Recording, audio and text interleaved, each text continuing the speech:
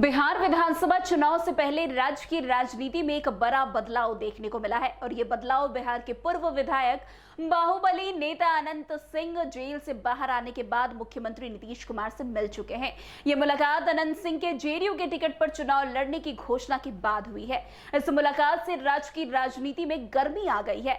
विपक्ष ने नीतीश सरकार पर निशाना साधना शुरू कर दिया है। तेजस्वी यादव ने इस मुलाकात पर तंज कसते हुए कह दिया है कि सरकार अपराधियों को संरक्षण दे रही है। दिल्ली से वापस पटना लौटने के बाद तेजस्वी यादव ने मीडिया से बातचीत की। इस दौरान पूर्व विधायक अनंत सिंह के मुख्यमंत्री नीतीश कुमार से मुलाकात को लेकर पूछे गए सवाल पर तेजस्वी यादव ने कहा कि इन लोगों के ऊपर कोई टीका टिप्पणी नहीं करना चाहेंगे। ये लोग नाकाम है। ये लोग केवल AK-47 की भाषा समझते हैं।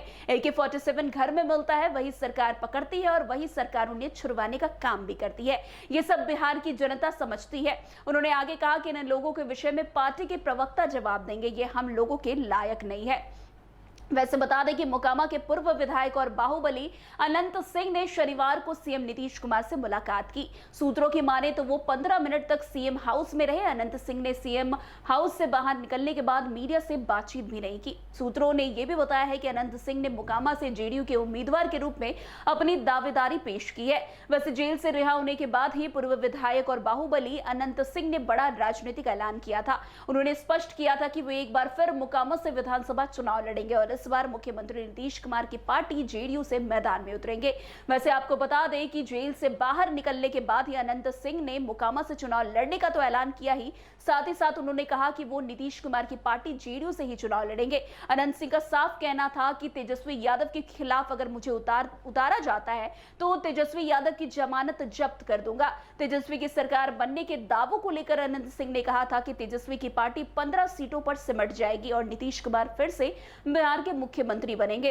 अनंत सिंह ने कहा था कि नीतीश कुमार नहीं होते तो बिहार नहीं होता। वैसे आपको बता दें कि जिस तरीके से अनंत सिंह लगातार इन दिनों काफी एक्टिव हो गए हैं जेल से बाहर निकलने के बाद, अब तो नीतीश कुमार से भी उनकी मुलाकात हो गई है।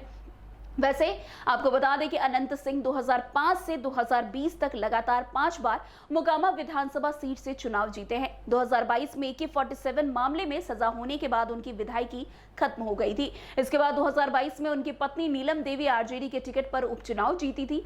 नीलम देवी को अनंत सिंह ने 2019 में कांग्रेस के टिकट पर मुंगेर से लोकसभा चुनाव भी लड़वाया था, लेकिन वो ललन सिंह से हार गई थी। अब मुख्यमंत्री नीतीश कुमार जनवरी 2024 में महागठबंधन छोड़कर एनडीए में फिर से लौट आए तो नीलम देवी आरजेडी का साथ छोड़कर सरकार के साथ खड़ी हो गई। फिर उसी साल अगस्त में अनंत सिंह AK-47 केस में बड़ी भी हो गए, लेकिन इस साल जनवरी में पंचमहला में सोनू मोनू गैंग से गोलीबारी में उन्हें फिर से जेल जाना पड़ा। अब ये जमानत पर बाहर है और फिर से चुनाव लड़ने की तैयारी करते हुए नजर आ रहे हैं। वैसे अनंत सिंह जेल से बाहर आने के बाद ही एक अलग तेवर में नजर आ रहे हैं। उन्होंने बाहर आते ही कई सारे मुद्दों पर खुलकर बातचीत की। उन्होंने तेजस्वी यादव को लेकर कहा कि तेजस्वी उन्हें कुछ नहीं आता है, वो सिर्फ युवा बनने का ढोंग कर रहे हैं। तेजस्वी के पास ना तो अनुभव है और ना ही नेतृत्व क्षमता।